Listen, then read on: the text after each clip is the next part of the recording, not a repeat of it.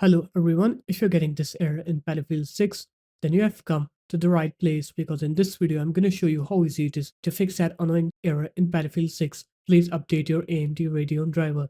So first of all, what you're going to do is you're going to open up your web browser and you're going to search for AMD Adrenalin, and then you're going to go into this first link from amd.com, and here you're going to click onto resources and support, and then you're going to click onto drivers here, and then you're going to click onto this button, download Windows driver.